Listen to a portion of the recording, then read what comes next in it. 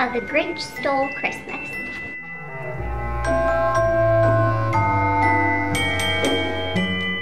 Every Who down in Whoville liked Christmas a lot, but the Grinch, who lived just north of Whoville, did not. The Grinch hated Christmas, the whole Christmas season. Now please don't ask why, no one quite knows the reason. It could be his head wasn't screwed on just right. It could be, perhaps, that his shoes were too tight. But I think that the most likely reason of all may have been that his heart was 2 sizes too small. But whatever the reason, his heart or his shoes, he stood there on Christmas Eve hating the Whos, staring down from his cave with a sour, grinchy frown at the warm-lighted windows below in their town. For he knew every Who down in Whoville beneath was busy now hanging a mistletoe wreath. And they're hanging their stockings, he snarled with a sneer. Tomorrow is Christmas, it's practically here. Then he growled with his Grinch fingers nervously drumming, I must find a way to stop Christmas from coming. For tomorrow, he knew, all the Who girls and boys would wake bright and early. They'd rush for their toys, and then, oh, the noise. Oh, the noise. That's one thing he hated. The noise. Then the Whos, young and old, would sit down to a feast. And they'd feast, and they'd feast, and they'd feast. They would feast on Who pudding and rare Who roast beef, which was something the Grinch couldn't stand in the least. And then they'd do something he liked least of all. Every Who down in Whoville, the tall and the small, would stand close together with Christmas bells ringing. They'd stand hand in hand, and the Whos would start singing. They'd sing, and they'd sing, and they'd sing.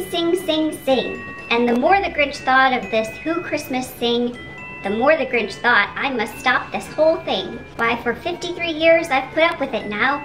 I must stop this Christmas from coming. But how? And then he got an idea, an awful idea. The Grinch got a wonderful, awful idea.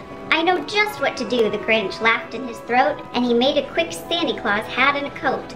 And he chuckled and clucked, what a great Grinchy trick. With this coat and this hat, I look just like St. Nick. All I need is a reindeer. The Grinch looked around. But since reindeer are scarce, there was none to be found. Did that stop the old Grinch? No, the Grinch simply said, if I can't find a reindeer, I'll make one instead. So he called his dog Max.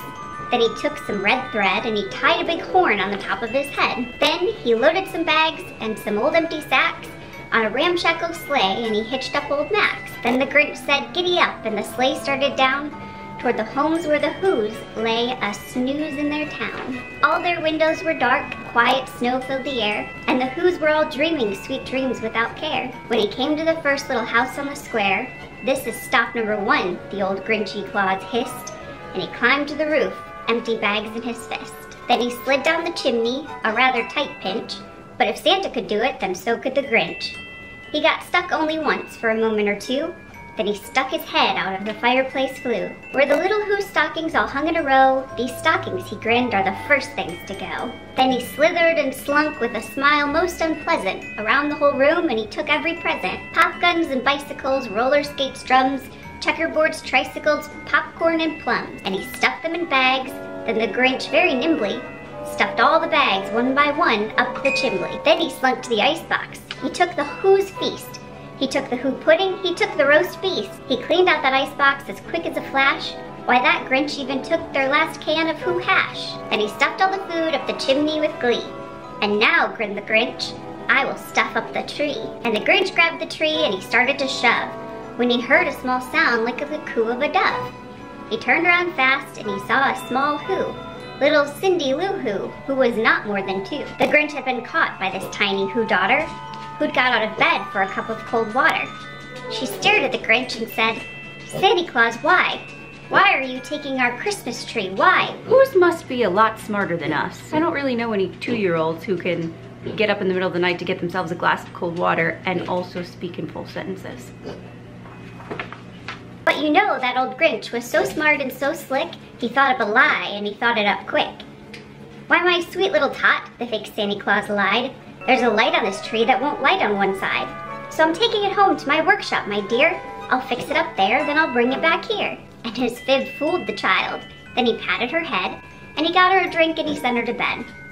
And when Cindy Lou Who went to bed with her cup, He went to the chimney and stuffed the tree up. And the last thing he took was the log for the fire. Then he went up the chimney, himself the old liar. On their walls he left nothing but hooks and some wire. And the one speck of food that he left in the house was a crumb that was even too small for a mouse. Then he did the same thing to the other Who's houses, leaving crumbs much too small for the other Who's mouses. It was 1/4 dawn, all the Who's still abed, all the Who's still a snooze, when he packed up his sled, packed it up with their presents, the ribbons, the wrappings, the tags and the tinsel, the trimmings, the trappings. 3,000 feet up the side of Mount Crumpet, he rode with his load to the tip-top to dump it. Pooh-pooh to the Who's, he was Grinchishly humming. They're finding out now that no Christmas is coming. They're just waking up, I know just what they'll do. Their mouths will hang open a minute or two.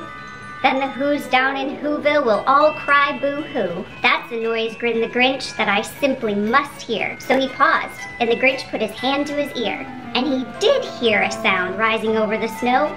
It started in low, then it started to grow. But the sound wasn't sad.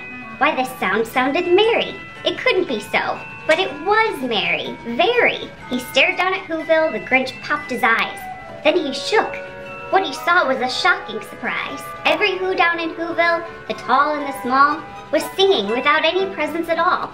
He hadn't stopped Christmas from coming. It came. Somehow or other, it came just the same. And the Grinch with his Grinch feet, ice cold in the snow, stood puzzling and puzzling. How could it be so?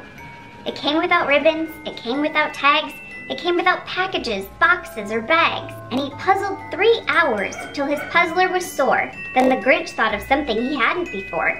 Maybe Christmas, he thought, doesn't come from a store. Maybe Christmas, perhaps, means a little bit more. And what happened then? Well, in Whoville they say that the Grinch's small heart grew 3 sizes that day. And the minute his heart didn't feel quite so tight, he whizzed with his load through the bright morning light. And he brought back the toys and the food for the feast. And he himself, the Grinch, carved the roast feast.